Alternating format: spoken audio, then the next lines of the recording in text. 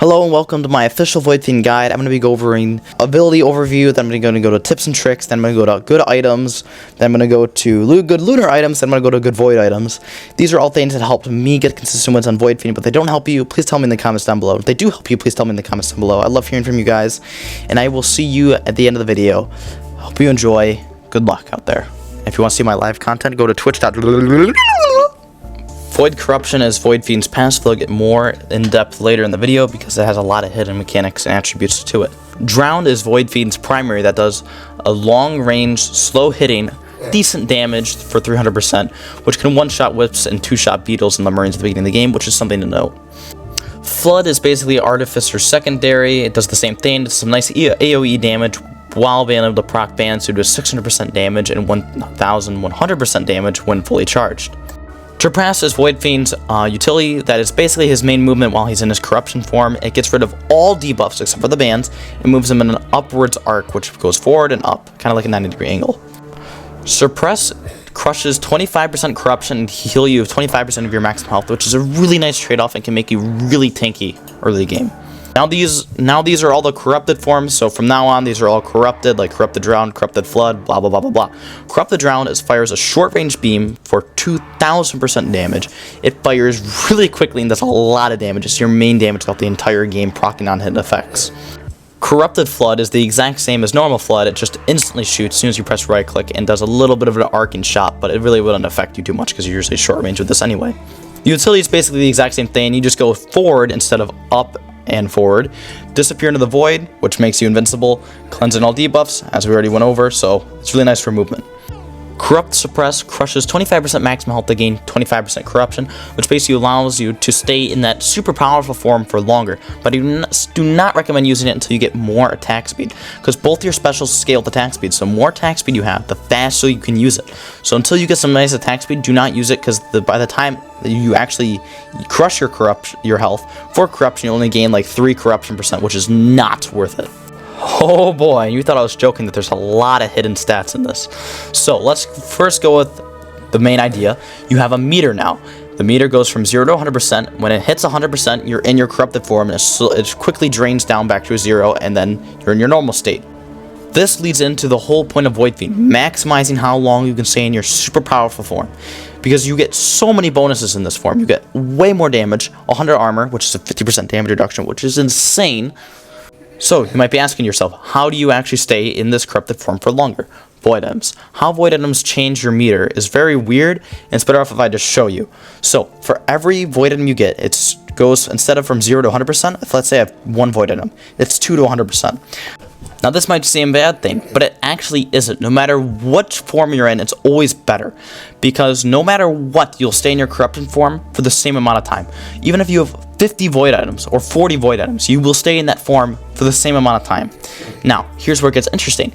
If you get 13 void items, now you have 26% starting value. And that means you can spam your heal ability infinitely. Now, this gets really nice when you start stacking up your critical strikes. And why do I say that? It's because critical strikes actually give you corruption. So every critical strike you get gives you about 1.5 corruption point, which is really nice when you're in your super crazy corruption form, because you're shooting incredibly fast and critical, keeping you in that form for longer and longer. You have more void items, your percentage is higher.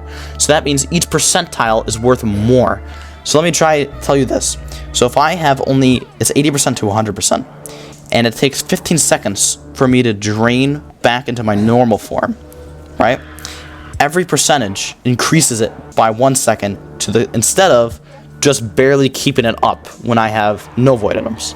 So I hope that makes sense. If it doesn't, it's okay if it doesn't make sense to you. You just have to know the main idea. Void items are good, not bad. Another tip is you can use both your R's in either form. It's really good for if you need to heal and you need to get some invincibility frames while healing. You can also charge your secondary while in either form, except the corrupt form, because it's instant anyway. You can't charge your secondary in that form. But you also can use your secondary to move, which is actually very useful in the corrupt form because you can instantly use it to move. If you need a little extra speed, I recommend spamming control while you shoot. It'll just give you a hair extra speed, but it's something that can save you. Again, here's how you use your secondary to run and move. And while on the topic of secondary movement, you can actually reduce fall damage greatly while charging up your secondary to slow yourself down with either secondary. So I highly recommend you do this whenever you're falling, because it's going to save you a lot of damage, especially on Eclipse 3.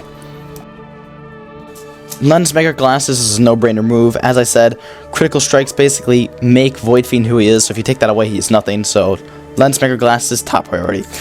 Predatory Instincts gain 5% critical chance and then get attack speed for every critical strike you get, capped at 36%, but still that is really, really nice to get up those attack speed to get more percentage. Then Harvester Scythe gain 5% critical strike, which is always nice. Then critical strikes heal for 8, which is really nice to have that healing when you're fighting to keep up your health. Soldier Syringe, more attack speed. As I said, more attack speed, more percentage. More attack speed, more critical strikes, more percentage. Always nice. And Razor Wire is always nice because you're taking a lot of damage on Void Fiend, so any amount of damage you get to attack back, which is really nice. It's basically Thorns. Now remember, it's armor over health, because healing gets rid of your percentage. It affects your percentage. So you want armor reduction, like Repulsion Plate and Tougher Times. So Repulsion Plate, Tougher Times, if you don't see anything I listed earlier, they're always good choices. Now for Lunars, just for the Drowned, always a good item, because you're going to be getting these two equipments that I highly recommend. Spinal Tonic, probably the best equipment on Void Fiend. What can I say? You do have more attack speed, you do more damage, which works again. More attack speed, more critical strikes, more percentage. But an odd one, Hellfire Tincture. Hellfire Tincture damages you and damages enemies. But it's actually really nice because if you get the 13 void items you need to constantly spam R to heal, you have infinite uptime on it, and you can just live forever as long as you have a little bit of attack speed to stay healing. So that can really help a dying run. Lost Seer's Glasses. I cannot stress enough to never pick it up on Void Fiend, because you are destroying everything he's built for. Everything I was saying earlier, more attack speed, more critical strikes. This critical strikes does not give you enough percentage. When you kill a guy, you just get like 2 or 3%. That's not a lot. Even with a 100% guaranteed chance to get lost, to kill a guy instantly with Lost Seer's Glasses, it wouldn't be worth it for me. I'll just stay with the normal crit chance. Thank you very much. So do not go Lost Seer's Glasses. Just go normal critical strike. I don't recommend Weeping Fungus. You can still go it, but I don't recommend it, because whenever you're running, you're going to be draining so much of that percentage. Like 1-2 stacks, when you start to run, you start to lose percentage without taking damage or getting critical strikes. So I do not recommend Weeping Fungus. It's better off just to hold on to the normal fungus and recycle it for a better item. And last but least, see what I did there? Lepton Daisy, you need to always recycle this item. I made a special tier for this, being the worst item on Void Fiend. This will literally get rid of all your percentage. Even with 1 stack, it'll destroy pretty much all your percentage, no matter which form you're in. So never ever go Lepton Daisy, and if you accidentally pick it up, please recycle it, because it's gonna just destroy your runs and hurt you a lot. And you reached the end. That is my complete Void Fiend guide. I want you to know I'm not a super expert on Void Fiend. I played Void Fiend for a crazy long time, but Void Fiend is a super complex character, and you just have to develop your own playstyle. If this doesn't work for you, just try something else, because Void Fiend is really fun, and it just takes some learning. So, as always, I'll see you in the next one. Goodbye.